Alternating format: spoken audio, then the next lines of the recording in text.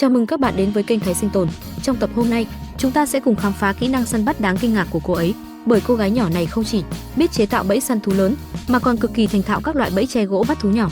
Có thể nói, gần như không có thử thách nào làm khó được cô ấy. Ở tập trước, cô ấy đã tự tay chế tạo một chiếc bẫy thòng lọng bên cạnh ao nước và dễ dàng thu hoạch được vài con chim rừng. Khả năng sinh tồn thật sự khiến người xem phải bất ngờ. Không chỉ vậy, nhiều lần cô còn bắt được những con thú nhỏ khác. Nếu nhớ không nhầm, cô ấy đã chế tạo tổng cộng 2 bộ thiết bị săn bắt, đặc biệt bộ thứ hai thật sự rất ấn tượng khi trực tiếp bắt được con mồi lớn. Nhưng những ngày tháng vui vẻ nơi hoang dã luôn trôi qua nhanh hơn chúng ta tưởng, giống như một ngày cuối tuần thoáng chốc đã biến mất. Ngay cả chú sóc nhỏ này cũng chưa kịp nhận ra nguy hiểm đã bị cô gái phát hiện. Bắt được một con sóc nhưng cô ấy vẫn không dừng lại mà tiếp tục tiến sâu vào khu rừng. Và rồi một phát hiện mới xuất hiện trên sườn núi. Cô ấy bất ngờ tìm thấy một hang động bí ẩn. Ngay lập tức, cô quyết định đặt một chiếc bẫy ngay trước cửa hang. Con dao săn trên tay được lấy ra và công việc bắt đầu ngay lập tức. Đầu tiên là dọn sạch lớp cỏ dại xung quanh, sau đó tạo 2 rãnh hình chữ V ở hai bên miệng hang. Tiếp theo, cô chặt thêm nhiều tre và gỗ chắc chắn, chọn ra 2 thanh gỗ dài nhất, rồi cố định chúng vào 2 đầu rãnh. Nhờ lực đàn hồi của thân cây, chiếc bẫy có thể tạo ra sức bật cực mạnh. Một thiết kế đơn giản nhưng vô cùng thông minh. Cô tiếp tục lắp thêm các thanh gỗ hai bên, từng thanh một được ghép lại, tạo thành 2 cánh cửa lớn. Mục đích là khiến con mồi tự đi vào vị trí nguy hiểm. Chỉ cần một bước sai lầm, chiếc bẫy sẽ lập tức được kích hoạt. Bạn nghĩ chiếc bẫy này có hoạt động hiệu quả không? Hãy để lại dự đoán của bạn bên dưới nhé. Cô tiếp tục che kín miệng hố bằng những thanh gỗ nhỏ, tạo thành một lối dẫn tự nhiên. Dù con vật đi hướng nào cũng khó tránh khỏi chiếc bẫy này. Những thanh gỗ được sắp xếp vô cùng khéo léo, tạo thành con đường dẫn con mồi đi thẳng vào bẫy. Có thể nói, dù đi bên trái hay bên phải, con mồi cũng rất khó thoát khỏi chiếc bẫy này. Tất nhiên một chiếc bẫy hoàn chỉnh không thể thiếu bộ phận kích hoạt. Cô sử dụng 2 thanh gỗ nhỏ kết hợp cùng một thanh tre mỏng để tạo cơ chế nhạy bén. Chỉ cần con vật chạm nhẹ vào thanh tre, toàn bộ hệ thống sẽ lập tức hoạt động. Một thiết kế nhỏ gọn nhưng cực kỳ hiệu quả. Với kinh nghiệm của mình, cô gái đã quá quen thuộc với việc chế tạo loại bẫy này. Sau khi hoàn thành thiết bị, cô kiểm tra lại mọi chi tiết một lần nữa. Khi chắc chắn không có vấn đề, cô mới rời khỏi khu vực này. Bữa tối hôm nay chắc chắn sẽ là chú sóc nhỏ vừa bắt được. Sau một đêm nghỉ ngơi thoải mái, sáng hôm sau, cô bắt đầu chuẩn bị bữa sáng. Một bữa ăn đơn giản nhưng đầy năng lượng. Cô nướng một chiếc bánh cơm trên bếp than, nhìn thôi cũng đủ thấy hấp dẫn. Sau khi ăn sáng xong, cô lập tức quay trở lại kiểm tra chiếc bẫy. Nhưng khi tiến đến gần, cô cẩn thận quan sát xung quanh. Dường như chiếc bẫy vẫn chưa được kích hoạt. Điều này khiến cô có chút thất vọng. Nhưng khi kiểm tra kỹ hơn, cô phát hiện một điều bất ngờ. Bên phải chưa có động tĩnh, nhưng bên trái đã bắt được con mồi. Đó là một con chuột rừng khá lớn. Cô nhanh chóng dùng dao săn xử lý con mồi. Niềm vui hiện rõ trên khuôn mặt. Bởi hôm nay chắc chắn sẽ có một bữa ăn ngon. 2 ngày liên tiếp đều có thu hoạch, nhưng những con mồi này vẫn còn khá nhỏ. Vì vậy, hôm nay cô quyết định thử thách lớn hơn. Cô muốn chế tạo một chiếc bẫy mạnh hơn để săn những con vật lớn. Cô chuyển sang một khu vực khác, nơi có nhiều dấu chân của động vật hoang dã. Tại đây cô bắt đầu dựng một chiếc bẫy mới, tận dụng lực đàn hồi mạnh mẽ của thân cây. Cô còn chuẩn bị thêm những thanh tre nhọn. Những mũi tre này sẽ được gắn vào đầu bẫy. Bằng cách này, khi bẫy được kích hoạt, lực đàn hồi sẽ tạo ra sức tấn công cực lớn. Nếu gặp phải động vật lớn, chiếc bẫy này mới đủ sức giữ chân chúng. Cô chuẩn bị tổng cộng 5 thanh tre nhọn. Khoảng cách giữa các thanh được tính toán rất kỹ, không quá gần cũng không quá xa, để đảm bảo hiệu quả khi tấn công. Nếu khoảng cách không hợp lý, chiếc bẫy có thể mất đi sức mạnh vốn có. Để đảm bảo chiếc bẫy có đủ sức mạnh, cô dùng toàn bộ sức lực để uốn cong thân cây. Độ đàn hồi mạnh mẽ khiến cô vô cùng hài lòng, bởi với lực bật như thế này, ngay cả một con lợn rừng lớn cũng khó có thể chịu nổi. Tiếp theo là phần quan trọng nhất, đó chính là hệ thống kích hoạt của chiếc bẫy. Lần này cô thiết kế cơ chế đơn giản hơn rất nhiều, chỉ cần một thanh gỗ làm điểm tựa, kết hợp cùng một thanh tre mỏng, tất cả được liên kết vô cùng khéo léo. Nhưng để biết hiệu quả thực tế ra sao, cô cần tiến hành một bài kiểm tra nhỏ. Một nhánh cây chuối được dùng để mô phỏng con mồi. Sau khi thử nghiệm thành công, cô nhanh chóng khôi phục lại chiếc bẫy như ban đầu. Như vậy, một chiếc bẫy săn thú lớn đã hoàn thành. Bề ngoài đơn giản nhưng sức mạnh thật sự không hề nhỏ. Giờ đây chỉ còn chờ đợi kết quả. Theo bạn, chiếc bẫy này có thể bắt được con mồi lớn nào? Hãy để lại dự đoán nhé. Trước khi rời đi, cô bất ngờ phát hiện một khu rừng chuối gần đó. Trên cây có rất nhiều quả chuối đang phát triển, nhưng điều cô quan tâm lại không phải là quả chuối, mà chính là phần hoa chuối bên dưới. Bởi với người sinh tồn trong rừng, đây cũng là một nguồn thực phẩm quý giá. Hoa chuối khi chế biến đúng cách, có hương vị thơm ngon không kém gì các loại rau rừng khác. Sáng ngày hôm sau, thời tiết trong rừng vô cùng thuận lợi, bầu trời trong xanh, không khí cực kỳ dễ chịu. Cô tiếp tục hành trình lên núi, tiến về khu vực đặt bẫy hôm trước. Nhưng khi vừa nhìn thấy chiếc bẫy, cô lập tức bất ngờ, bởi chiếc bẫy đã bị kích hoạt.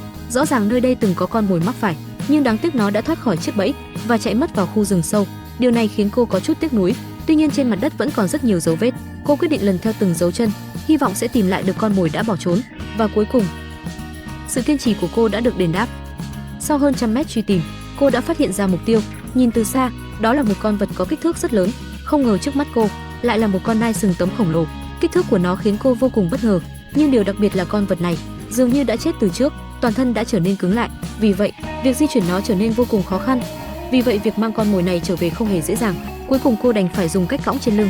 Sau rất nhiều cố gắng, cô mới có thể đưa con nai lên vai. Bước từng bước khó khăn xuống núi, dù cơ thể đã thấm mệt, nhưng thành quả lần này thật sự khiến cô vô cùng hài lòng. Một chuyến đi đầy bất ngờ. Tất nhiên, mọi hoạt động đều được thực hiện theo quy định địa phương, vì vậy cô hoàn toàn yên tâm. Sau ngày hôm qua thu hoạch được một con nai lớn, câu chuyện của cô nhanh chóng được nhiều người biết đến, nhưng con mồi rồi cũng sẽ hết. Nếu muốn tiếp tục có thức ăn, hôm nay cô lại phải tiến sâu vào rừng. Lần này cô mang theo rất nhiều tre, bởi mục tiêu hôm nay là chế tạo một chiếc bẫy dây thòng lọng bằng tre. Liệu chiếc bẫy mới này có mang lại may mắn? Hãy cùng chờ xem kết quả nhé. Đầu tiên cô chặt một thân tre lớn, sau đó lấy một đoạn ống tre phù hợp. Phần đầu có mắt tre được xử lý cẩn thận. Tiếp theo cô bắt đầu khoan một lỗ trên thân tre. Chỉ trong thời gian ngắn, một lỗ tròn hoàn chỉnh đã được tạo ra. Chiếc ống tre này cô đã chuẩn bị tổng cộng 2 chiếc. Sau đó cô lấy một thanh tre nhỏ hơn, đặt thử vào phần lỗ vừa khoan, rồi dùng dao săn chỉnh sửa từng chút một để các bộ phận có thể khớp hoàn hảo. Sau khi kiểm tra lại kích thước, cô nhận thấy mọi thứ đã vừa vặn. Một đầu thanh tre nhỏ được tạo hình đặc biệt, có thể dễ dàng lắp vào ống tre lớn. Sau khi hoàn thành phần đầu tiên, cô tiếp tục chế tạo bộ phận còn lại. Lần này không phải khoan trên tre lớn, mà là tạo lỗ trên hai bên thanh tre nhỏ. Nhờ vậy, một thanh gỗ nhỏ có thể được cố định bên trong, tạo thành một khung hình vòm, sau đó đặt vào bên trong ống tre lớn. Cô tiếp tục hoàn thiện chiếc bẫy đặc biệt này. Trên thanh tre nhỏ tiếp tục được khoan thêm nhiều lỗ. Phải nói rằng, đây là lần đầu tiên cô thử chế tạo loại bẫy này. Không biết sau khi hoàn thiện, nó sẽ hoạt động hiệu quả đến mức nào. Sau khi hoàn thành 6 lỗ nhỏ, cô bắt đầu lắp ráp các bộ phận lại với nhau. Tiếp đó cô chuẩn bị thêm nhiều thanh tre nhỏ, lần lượt cắm chúng vào vị trí các lỗ còn lại trên thân tre, dần dần tạo thành một chiếc khung giống cánh cổng. Ở phần nối giữa tre nhỏ và khung vòm, cô dùng dây leo để cố định thật chắc chắn.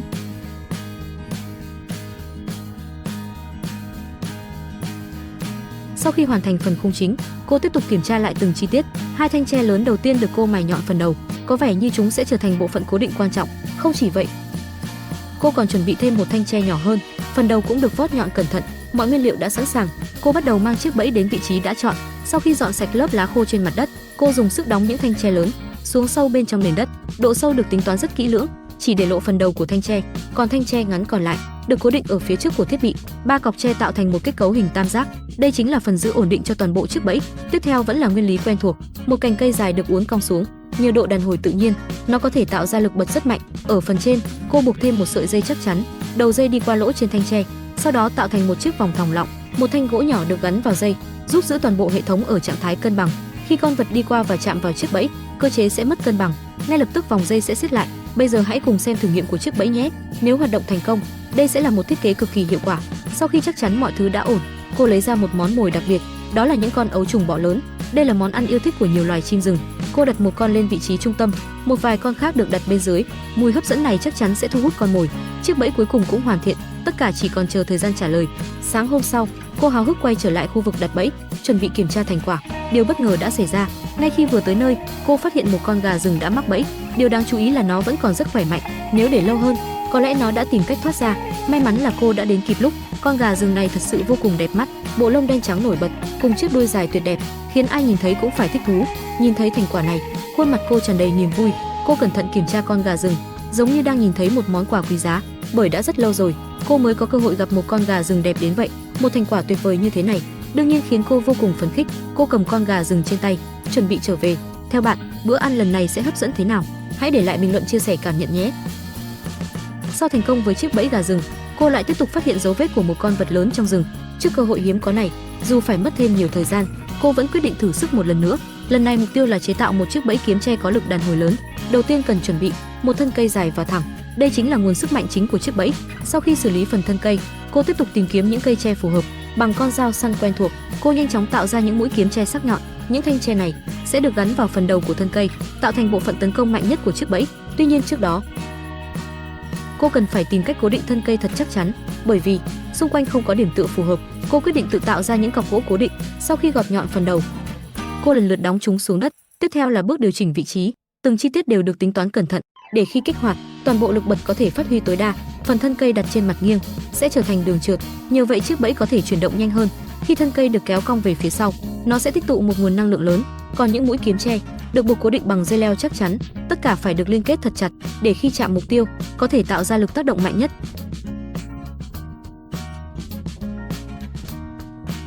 Sau khi hoàn thiện phần chính, cô bắt đầu xử lý cơ chế kích hoạt. Đầu tiên cô kéo sợi dây ở đầu thân cây, sau đó điều chỉnh góc đặt thật chính xác, từng vị trí đều được kiểm tra kỹ. Sau nhiều lần thử, cô đã tìm được điểm cân bằng hoàn hảo. Cuối cùng, cô dùng thanh gỗ nhỏ để giữ cố định hệ thống, một đầu được móc vào thanh ngang, đầu còn lại kết nối với cành cây chữ Y. Thiết kế này thật sự rất thông minh. Tất nhiên, một chiếc bẫy hoàn chỉnh không thể thiếu bước thử nghiệm. Cô luôn kiểm tra thật kỹ trước khi sử dụng. Một thân cây chuối được mang tới làm vật thử, cô xem nó như một con mồi thật sự, sau đó đặt vào vị trí kích hoạt và kết quả khiến cô bất ngờ. Sức mạnh của chiếc bẫy thật đáng kinh ngạc. Mặc dù chỉ có một mũi kiếm tre đâm trúng thân cây chuối, nhưng độ xuyên mạnh đến mức khiến ai cũng bất ngờ, thậm chí nó còn xuyên sâu qua thân cây. Nếu mục tiêu là một con thú lớn, liệu nó có thể chịu được sức mạnh này? Sau khi kiểm tra xong, cô cẩn thận khôi phục lại chiếc bẫy về trạng thái ban đầu, đồng thời loại bỏ những phần hỗ trợ không cần thiết, như vậy con mồi sẽ dễ dàng kích hoạt hơn. Sau khi chắc chắn chiếc bẫy đã hoàn chỉnh, cô bắt đầu rời khỏi khu rừng, bởi những con thú lớn thường rất ít xuất hiện vào ban ngày, vì vậy cô chỉ có thể chờ đến ngày hôm sau để kiểm tra. Sau một đêm nghỉ ngơi, sáng hôm sau cô nhanh chóng thức dậy, trong lòng đầy mong chờ. Cô quay trở lại nơi đặt chiếc bẫy, và lần này may mắn cuối cùng đã mỉm cười với cô. Chiếc bẫy kiếm tre đã thực sự phát huy tác dụng, một con thú lớn đã mắc bẫy. Nhìn thấy cảnh tượng trước mắt, cô không giấu được sự vui mừng. Sau một hồi cố gắng, cuối cùng cô cũng lấy được con mồi ra. Thành quả lần này thật sự không hề nhỏ, ước tính trọng lượng của nó khá đáng kể. Điều này khiến cô vô cùng phấn khích, bởi đã rất lâu rồi cô mới có một chuyến săn thành công như vậy, một phần thưởng xứng đáng sau nhiều ngày nỗ lực. Theo bạn, chiếc bẫy này có phải là thiết kế ấn tượng nhất không? Hãy để lại ý kiến của bạn nhé. Cô nhanh chóng chuẩn bị mang thành quả trở về, nhưng lần này cô không lựa chọn mang đi bán, bởi món ăn đặc biệt này đã lâu rồi cô chưa được thưởng thức. Hôm nay trở về nhà, chắc chắn sẽ có một bữa ăn thật thịnh soạn, một ngày sinh tồn đầy thành công. Nhưng hành trình trong rừng của cô vẫn chưa dừng lại, bởi nơi hoang dã này vẫn còn rất nhiều điều bất ngờ đang chờ đợi. Liệu chiếc bẫy tiếp theo